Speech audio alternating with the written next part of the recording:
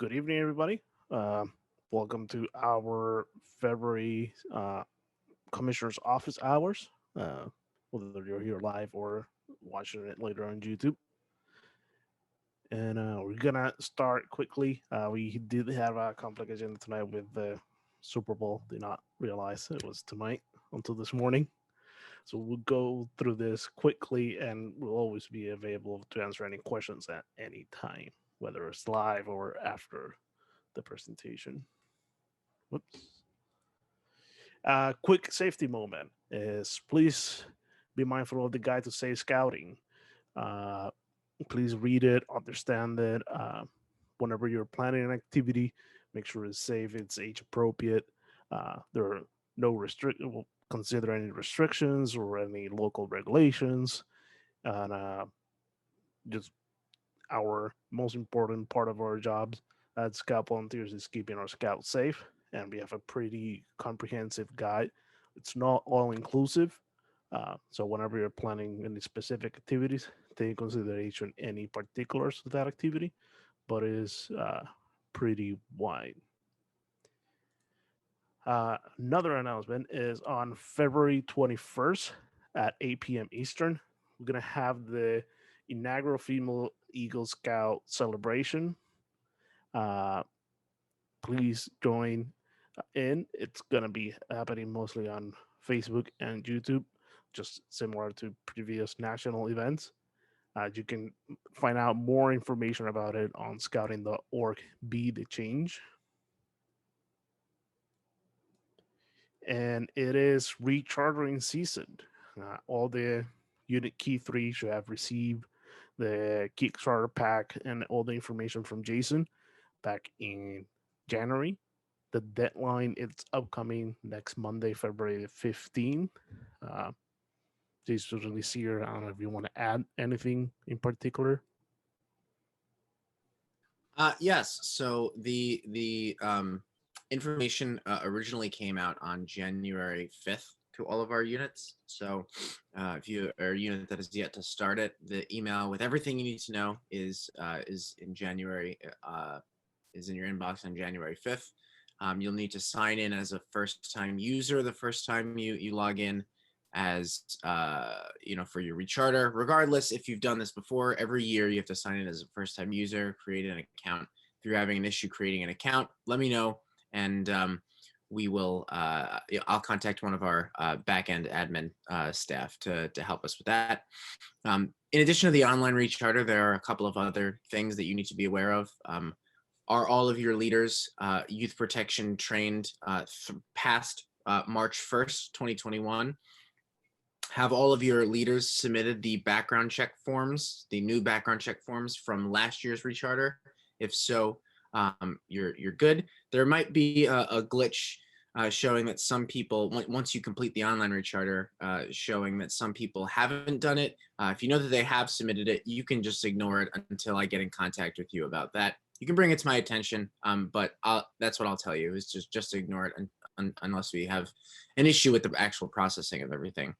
You'll need the annual charter agreement form signed by the executive officer of your host institution, the charter rep, and now the committee chair, as well as myself. So now that's 4 signatures on that form. It's a new form for this year, and it actually has some insurance information on it, which is a little bit better for charter organizations to understand the nature of that relationship there. And then the last piece is any additional paperwork related to position changes or adding new individuals.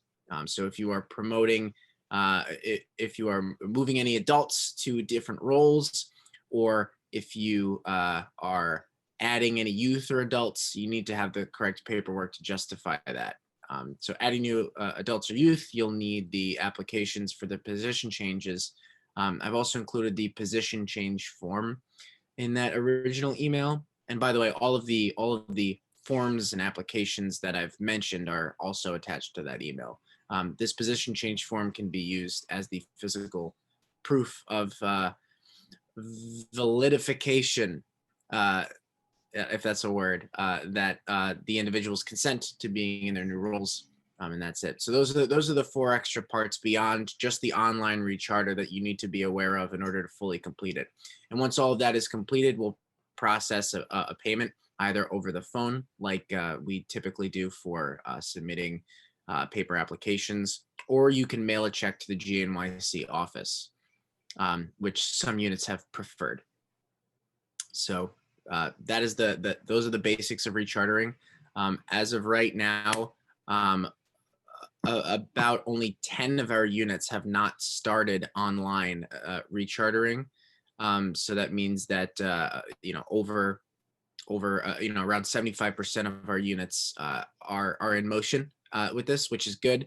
But we have only a week left, and because of the coronavirus, I would imagine there might be some more complications during rechartering this year. So let's get started as soon as we can, because I will be in contact with all units, potentially with various problems due to the coronavirus pandemic. So we want everyone to get started and work in a timely manner so that we can get some of the easier ones out of the way.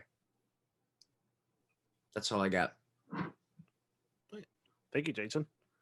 Another important part of what we should be doing now is thinking about the spring and the summer, once we're able to do in-person activities outside. If you have not done so, uh, we submit all units must submit a restart plan. Uh, if you submitted one back in the fall that included only fall activities, you must resubmit a new one with the current activities you're planning forward. And it's very important that we do get back to safe outdoor activities because it's part of our way that we fulfill our mission here in the BSA. Jason, I don't know if you want to add anything with the restart lens.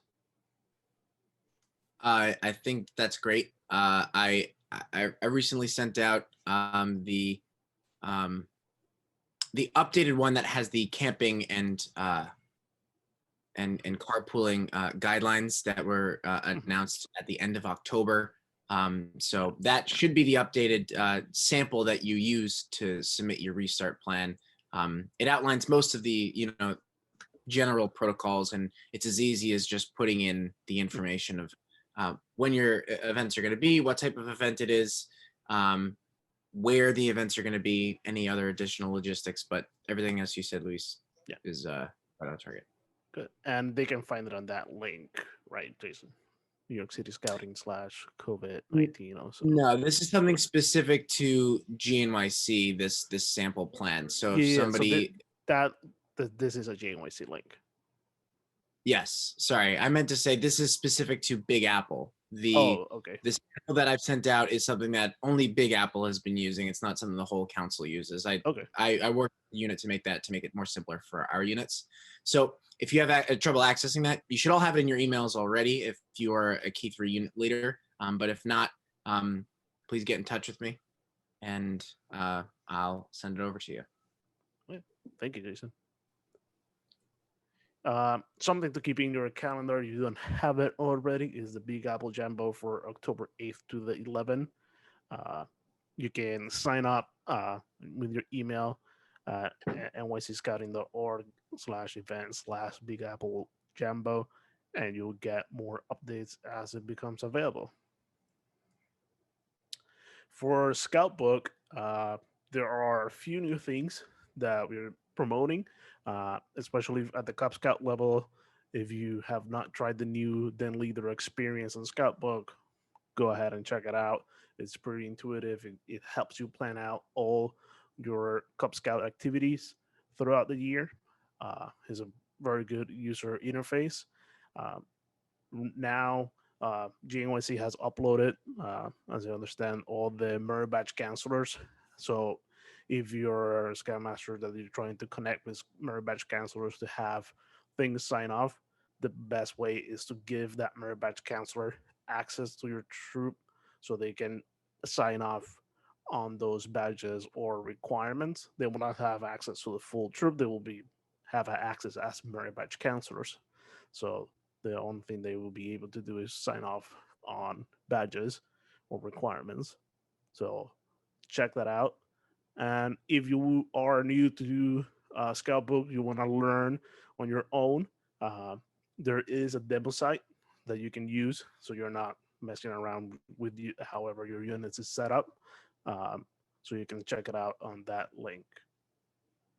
And if you feel that you need a lot more, you need more help, or you're finding yourself lost, Scoutbook, you understand that we have a super user group, so you can reach out through us to email. Um, and something that sometimes brings a little bit of confusion. Uh, Parents don't necessarily need access to Scoutbook if they are not maintaining any records in Scoutbook. So for that, there is the Scouting app where they can download it and log in, and they can have a view only experience where they can view the progress of their scouts. As always, we try to remind you, please have a new member coordinator in your unit. It makes sense. It's a great first position to get new parents involved and make those new families feel welcome. And easy way to fundraise for your unit year round is selling popcorn. Contact Sam Howard. They can help you set a link where you can promote it, and they'll sell the popcorn online and they will ship it to the person that buys it.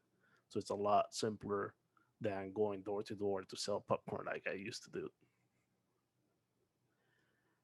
And just a refresher of other resources, the temporary COVID program page keeps being updated. It was recently updated at the end of January.